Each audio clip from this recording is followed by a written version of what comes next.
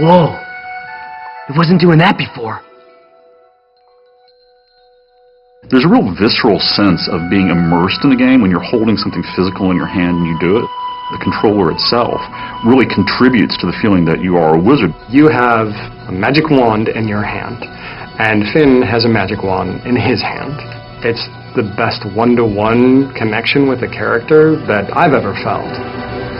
When we first took the controller and whirled it over our head and saw the apprentice conjure a tornado out of the ground, it's like, that is something different. That is not just another press the button and cast your spell. He just conjured a tornado. This is awesome.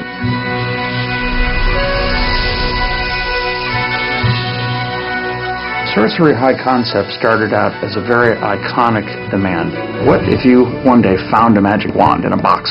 What would you do with it? What would you try? What would you hope and imagine that it could do? This is fun! Sorcery is designed from the ground up to be a move title. With a lot of games, you start sort of retrofitting, saying, oh, we're going to take an existing game that has a DualShock control scheme, and then try to figure out how to work the move into that. But with Sorcery, from the very beginning, we built everything around making the move an essential central part of gameplay. Of many places that I've worked, our studio's a little different in that we are a little more physical, and we kind of embrace that, especially working with the move. So when you cast a spell and to throw up your arm in a shield is really something that came out of how we talked about the game.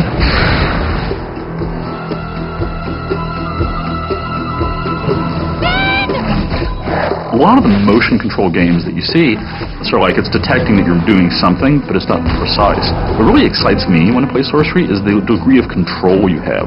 So if I'm using it to cast arcane bolts at somebody, it actually matters where I'm pointing the controller at the screen. But we could also let the player put English on it. So for example, if you cast like this or cast like that, that actually hooks the bolts around and arcs them in interesting ways. So it becomes a very technical, a very skill-based gameplay experience. Fighting is active. Drawing a firewall, throwing a bolt through it. Those movements are quick, fast. Spell switching is on the fly, and it's a movement, it's not a button press. As you get deeper into Sorcery, you learn more spells. You gain a command over the elements: ice, fire, wind, electricity. Then we found that combining them was cool. Cast your whirlwind through fire, the fire is sucked up off the ground and your whirlwind becomes a fire tornado. Cast your bolts into a firenado, and fire bolts are multiplied and spread throughout the arena. Every spell in Sorcery can be combined with the other spells to produce a deep combo system that lets you just attack your enemies in a wide variety of ways to maximum advantage. A troll! That thing is huge! This way, come on! The boss fights in our game is where the player has to really put his mind to work. You have to be aware of your environment, you have to be aware of your arsenal. Everything that we put into a boss fight is indispensable in taking out the boss. Hey, you! Sorcerer! Finn, we don't have time for this. You don't have time for not this, smart cat. Oceans are the way to power. Alchemy is the flip side of all the action gameplay.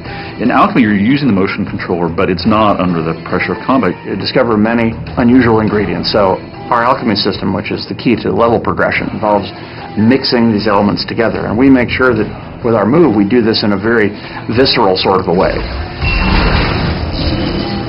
We want to create a feeling of that you weren't just fighting things all the time, that you really were a wizard who had a wide variety of different magic at your disposal. With the move controller, we found that you have an enormous breadth of things you can do to accomplish simple tasks, and even though these things are often not hard or challenging, they connect you to the magic you're creating in a way that a button just never would have done. That's the heart of what makes the motion control experience potentially a permanent part of serious hardcore gaming, is people are realizing that this device lets me have a much richer interaction with the world than any traditional gaming device.